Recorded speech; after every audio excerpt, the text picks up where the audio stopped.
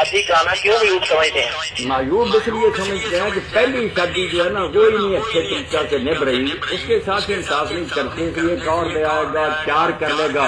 تو ظلم ہی بڑھتا جائے گا۔ اگر وہ لوگ پیدا ہو جائے جو قرآن کے پیچھے نظر تھے اس طرح انصاف کرنے والے، پھر تو ہزار بھی کرتا جیسے پہلے انبیاء کے تو کوئی خطرہ نہیں تھا، مگر تجھے پتا ہے کہ لوگ عدل نہیں کرتے۔ ایک بچی کے ساتھ ہی انصاف ہو رہا جو معاشرے میں ظلم ہو رہا ہے کہ بیچاریوں کو اس طرح پوچھتے ہیں، کچھ ہیں روٹی کوئی پوچھتا ہے، تو ایسے ظالموں کو کیسے اجازت دے دی جائے کہ پہلی کا حق ادا نہیں کر رہا ہے اور لے آئیں گے پھر کون پوچھے گا؟ یہ سوچنا چاہیے نا کہ عدل کریں گے آپ، عدل کی شرط لگی ہوئی نا کہ انصاف اگر کر سکتے تو کرو، نہیں کر سکتے تو ایک اللہ نے خود کہا انصاف تو کرتے نہیں۔ حالانکہ سارے یہ امت مسلمہ جانتی ہے کہ دو طبقے ایسے ہیں جن کے بارے میں اللہ کے رسول علیہ السلام نے یہ لفظ فرمایا انی احرج حق الضعیفین المرأة والیتیم، دو ایسے مسکین گروہ ہیں بیچارے بس کہ جن کے بارے میں تمہیں اللہ کا خوف دلاتا ہوں اور کسی سے ظلم کر دینا ان کے ساتھ نہیں، ایک عورت ہے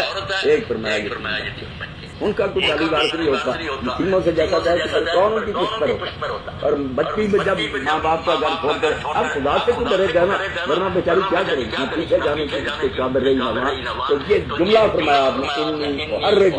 حق الضعیفین المرأة، دو مسکین گروہ ایسے ہیں جن کے بارے میں کہتا ہوں بہت خدا سے ڈرنا ظلم،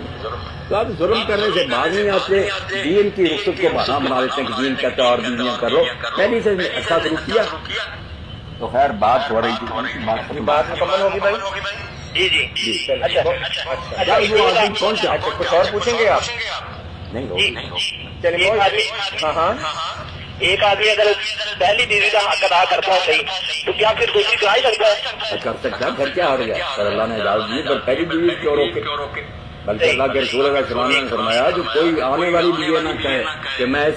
پھر نکاح کروں پہلے پہلی کو چھوڑ، اس سے کیا ہو جاتی ہے کہ اس کو نکلوا کے اس کا رشتہ بڑھ جائے گا۔ یہاں تقدیر کا آپ نے حوالہ دیا اور بہن کہا کہ کوئی اپنی بہن کا برتن خالی کرانے کی کوشش نہ کرے، اس بیچاری کو نہ نکلوائے، اس کا رشتہ بڑھے گا، اس کو وہ نہیں ملے گا جس کی قسمت میں اللہ نے لکھ دیا، کیوں گناہ گار ہوتی، اس کو بھی رہنے دے، محبت کرے۔ آپ بات کی ہے تو درمیان میں سنا دوں کہ اس طرح بیویاں رہتی، یہ اجازت دی دین نے، ایک آدمی نے ایک بیوی کر دی، پھر اس کے بعد اور کر، مگر پہلی کو پتا نہیں تھا،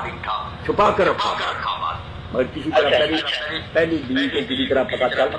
اس نے بھی خاوند کو نہیں دکھلایا۔ یہ بات سنیں کہ جب دین تھا وہ کیا تھا، ہم بحثیں کرتے ہیں قانون کی، قانون سے کوئی کام نہیں کرتے، ذہن بدلنے پڑے۔